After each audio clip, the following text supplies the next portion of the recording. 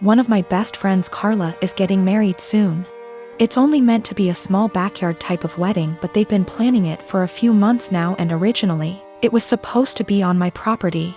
They wanted it because it's private, has lots of open space for the reception, a nice view, and the house could be used for them to get ready and stuff. Of course I said yes. She and her fiancé, Rick, were very happy.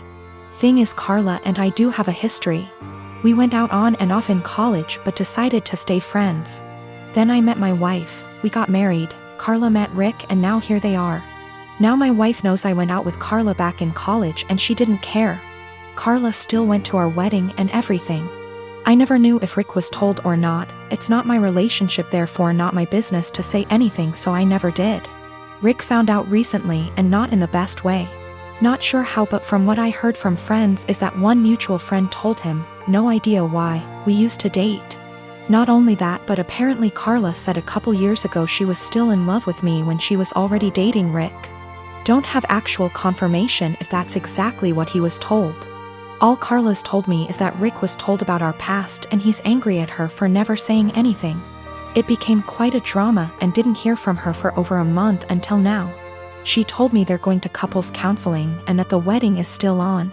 But Rick requested that I not attend. It sucks, but I totally get why he wouldn't be comfortable. Then I asked the obvious question, where are they going to hold the wedding then? To my surprise, she said they still want it at our place. Rick said so too, and in my mind I'm going, he doesn't want the guy who dated his fiancée years ago at the wedding, but still wants the wedding at his house. My wife and I are expected to just not be at our home that weekend, and I told Carla no. They're going to have to find someplace else since we're not going to simply leave our home to them for the weekend. Not only for safety reasons, but it just doesn't make sense. Rick doesn't want me around because he's not comfortable, but is comfortable enough to have their wedding at my house. They really want their wedding here though, and because of that I've been bugged by not only her but also Rick, and some friends who think I'm being a petty asshole for not letting them have the wedding here anymore. Honestly, don't think that I am.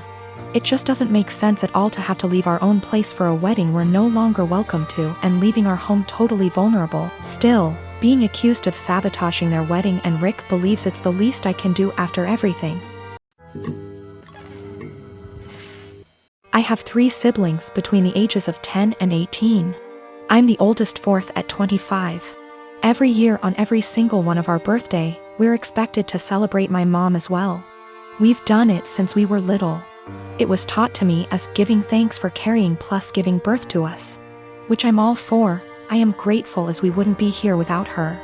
The issue is though, it becomes less of our birthday and more so an anniversary for the day our mom gave birth. Every year on our birthday our mom gets gifts too.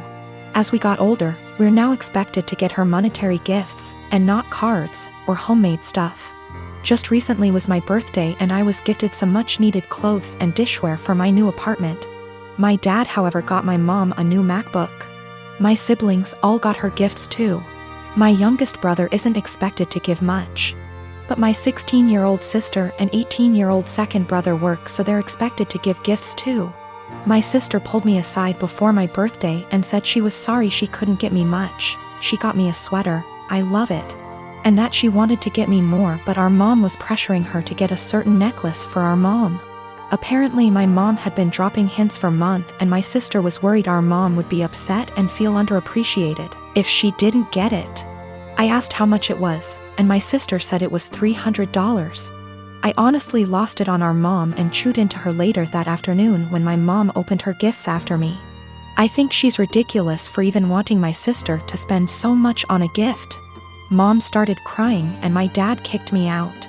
Mom won't answer calls, but my aunt, mom's sister, called and said I was a POS for not respecting my mother and that I'm a selfish, narcissist child for being jealous of the gifts mom got.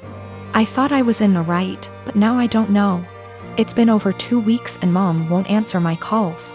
She's been posting on Facebook inspiration quotes about letting go of the toxicity in your life, how blood doesn't equal family, and how hard it is to be a mother. Several family members, aunt, grandma, uncle, and 2 of my cousins, are replying to the posts and are very obviously directing vague comments at me about being a horrible daughter. What to think now because of how many people are on her side. I grow indoor plants and keep them around the house, whether by the kitchen window or out on the front porch. I have a variety of plants like lily, aloe vera, also flowers, and they all require care and attention. It's a hobby of mine, and because I don't own enough space, I just stick to indoor planting. I have a 16-year-old stepson, Sean, who loves to pull all kinds of pranks and has been trying some weird pranks on me lately. I don't mind it as long as he's happy, and also because nothing is too serious, just hiding my farming tools / replacing them with damaged ones and so on. He just keeps messing around like any other kid. Days ago he posted a FB video of him spraying cold water on me when I was sleeping. It was embarrassing since he shared it with family. I got mad at him and had him delete it despite him begging me to let him keep it. He kept sulking afterwards and had his mom try to convince me to let him repost the video, but I thought that was crazy request. Sean suddenly became friendly and asked if he could water my plants. I was glad he asked and gave him the watering can and told him to start with the plants in the kitchen. He was gone for a few minutes, then he got back and started watering all the plants in the house. Later in the evening I was cleaning my tools and there was a weird smell coming from the watering can. It smelled like bleach. I freaked out and checked my plants and the same smell was coming from them. I confronted Sean and asked what he watered the plants with. He acted dumb and said nothing, but I found a bottle of bleach in his room, which made me lose my temper. He admitted watering my plants with bleach to get back at me for making him remove the video. I was mortified. I immediately canceled the weekend trip to the national park that he was looking forward to. He started crying, saying it was too much and he made a mistake in moment of clouded judgment. I refused to discuss it. My wife feels bad. Sean hasn't been eating well since I canceled the trip, but he damaged my plants and caused me hurt and pain. She thinks an apology was enough. He is a kid and made a mistake. She wanted me to let it go, but I said canceling the trip is his official punishment. I got called unreasonable and stubborn for this, and that I don't respect her as a parent too. Sean has this mentally that if he admits doing something wrong then he'll be forgiven. This isn't how it should be, but his mother thinks admitting to it and apologizing should be the end of it. I'm 19 years old female, was traveling alone on an 11-hour flight today. And a guy in his 20s year is in the same row as me. I was exhausted because I only got 4 hours of sleep before the flight so I could sleep on the plane, but this guy, we'll call him C, keeps trying to make conversation. C starts off by telling me he's autistic, and then asking me if I like K-pop, and he keeps non-stop talking and rarely gives me a chance to speak, not that I wanted to. I tried to be polite because I have ADHD and I understand how social cues are difficult, so he probably can't tell I'm not in the mood. Over the course of the next 20 minutes I tell C maybe 5 times I want to sleep and put my headphones on, and each time, C begins speaking to me after maybe 2 minutes of silence. Finally, I was able to sleep for around 4 hours, but when I woke up C started up again.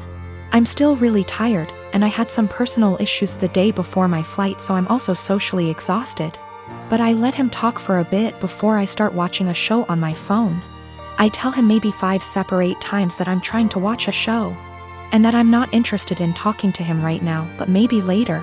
C still keeps trying to talk to me, and when I snap a bit and tell him I'm getting a bit annoyed, he goes into a full-on self-hating, "I'm so sorry, I'm horrible, God, I'm just gonna shut up now," rant. And I feel bad because I should have been nicer to him, and I can understand emotions being too strong and spiraling. I tell C that it's okay, and I just want some time to myself as I'm not the chattiest person, but maybe later we can talk. I put my headphones on and watched my show, but C kept trying to speak to me, but this time I ignored him, which was honestly a shitty move from me, but I just didn't have the energy at this point to interact with him. This was the wrong move, as he moved to get out of the row and stood in the aisle and began yelling at me. I didn't catch everything he said, but it was along the lines of, "Why can't women believe not all men are bad? Some men are on your side. I'm a nice guy, why are you ignoring me?"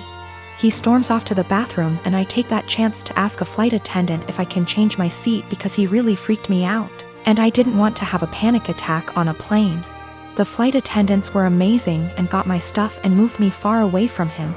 I feel like I'm TA because he does have autism, and I could have been more patient maybe, and ignoring him was a shit thing to do.